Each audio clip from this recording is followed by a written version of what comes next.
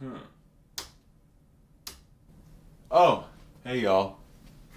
Just trying to figure out this whole internet thing. Welcome back to another installment of our foray into the lesser known side of music.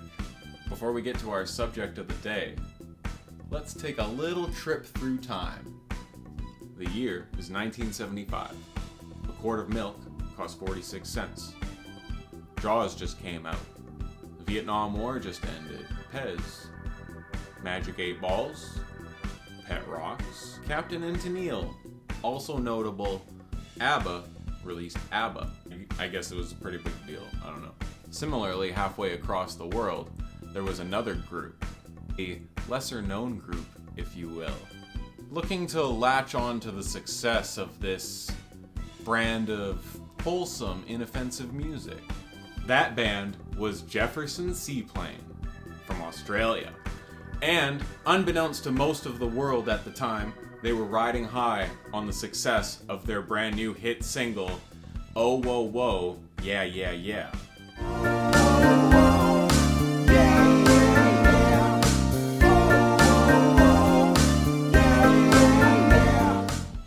But of course, all good things must come to an end. And everybody knows that just when things seem too good to be true, they usually are. And something or someone always comes along to cock it up. In this case, it was a man, and that man's name was Milton Vandermoorehouse III, who, at the height of the band's popularity, decided to quit and go solo, breaking his contract and forcing him to spend nearly every dime he had made paying for his freedom, so to speak. I have the pleasure of sitting down with him myself. Okay. Righty. Thank you. Thank you very much. For an exclusive interview, please watch. Right, let's get one thing straight before we do this interview, mate. The full name is Milton Vandermoorehouse III. Nobody seems to get that right. Oh wow, that's actually really interesting. So your dad and grandpa were both named Milton? No. Why would they be named that? That just doesn't make sense, mate. Now, I have to admit, I did find Milton a little bit intimidating at first appearance. Right, you ever done a backdoor grumbler, mate? You never done a backdoor grumbler. It's the only way I drink, mate. Let me tell you what it is, alright? You get yourself a turkey baster. You put your drink in there, whatever you're drinking that night. You put it in a stripper's butt, right? You with me, right? You sit behind her with your yap open and you wait for her to fart. And it's the best way to drink. It gets you more drunk than you'll ever be in your whole life. I highly recommend it, mate. But, we quickly warmed to each other, and after a little while, I could sense a bit of a real rapport between us. You're alright, mate. You know that? You're alright.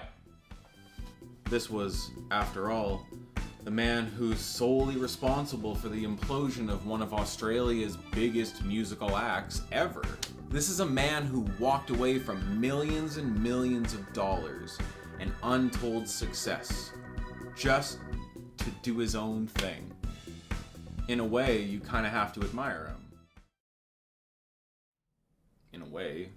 Well, I never really fit in with the clean-cut crowd, While everybody was backstage doing meet and greets with parents and their kids, I was usually in the change room or the bathroom snorting pharmaceuticals off of a $10 prostitute's tongue or something like that.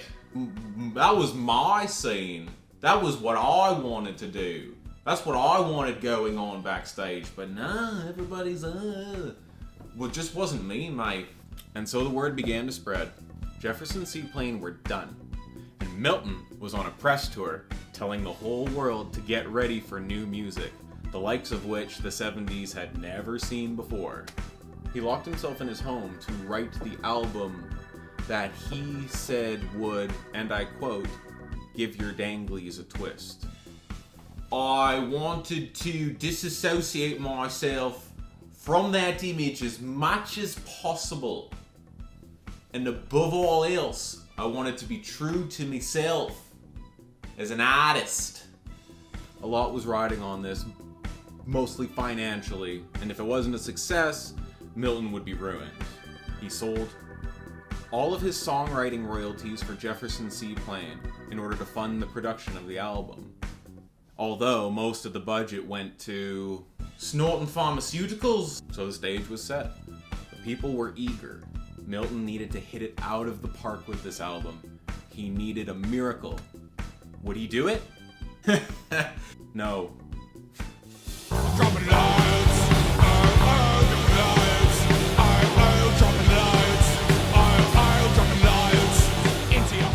Now, they asked me, Milton, loads of what? And I said loads of love, of course, what else? Right? But they didn't see it that way. I guess that wasn't their interpretation, or whatever you call it. So, the song didn't do too well. Dropping Loads was the first single off of the tragically titled Twist My Danglies. It premiered on the Billboard 200 at number 200, where it sat for a good 16 hours before it was ceremoniously booted by Raymond Burr's Ironside Sings Ironside. Milton was at a loss for what to do next. It was a PR disaster. The label wouldn't fund a tour, they wouldn't put another dime into promoting the album, and really, who could blame them? His manager quit, his band quit, he had missed his mark completely. So he did what came naturally to him. He decided to drown his sorrows for a few weeks and come up with a plan. And then one day, something kind of miraculous happened.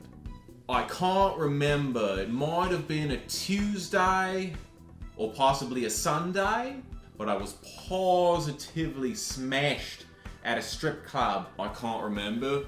I might have been Tuesday, possibly on my 13th backdoor grumbler.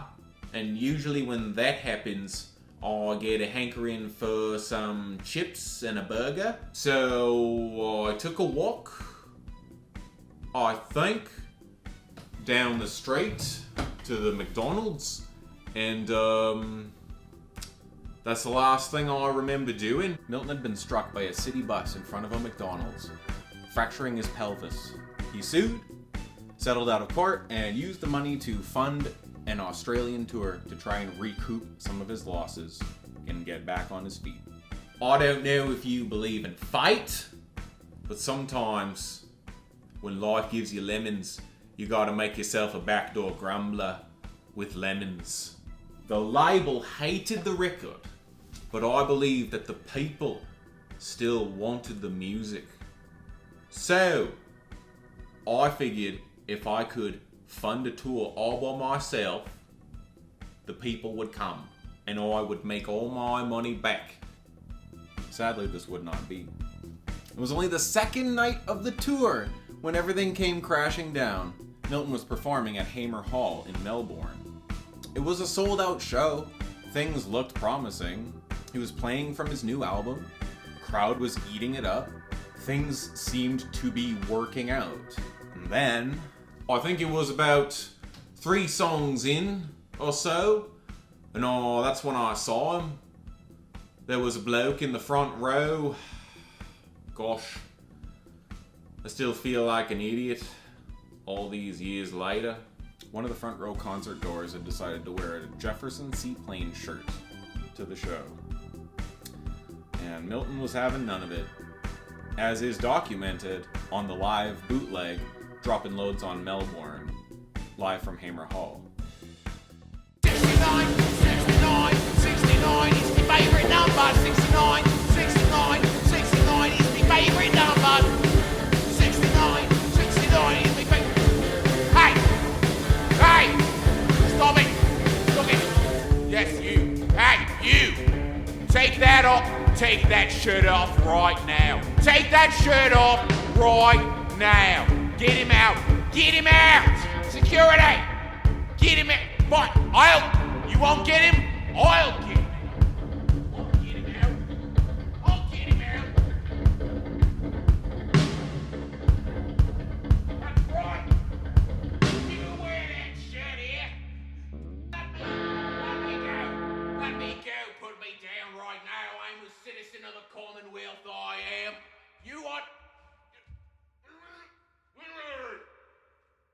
moved the shirt myself, and then I attempted to strangle the man with it. At that point, I was apprehended by security, and about 3 months later, I woke up in jail. Apparently, after I'd been ejected from the concert hall, I'd gone on quite a bender and damaged some property and slapped some prostitutes. Milton had been arrested for a series of infractions ranging from assault to damage to property, vandalism, threats, and since he didn't have any money to pay the fines, he went to jail for quite some time. And after he got out, that was it. I live with me mum. So that's basically what happened. And, you know, he seems happy. I kind of feel bad for him. He'll always be remembered by some people, I guess. Backdoor grumblers, god damn it. Yeah, so that's it for today. Thanks for joining me. I hope you enjoyed the show. And, we'll see you next time, where we look into another kind of lesser-known thing about music that is funny. Thank you. See you later. Dropping light in your heart.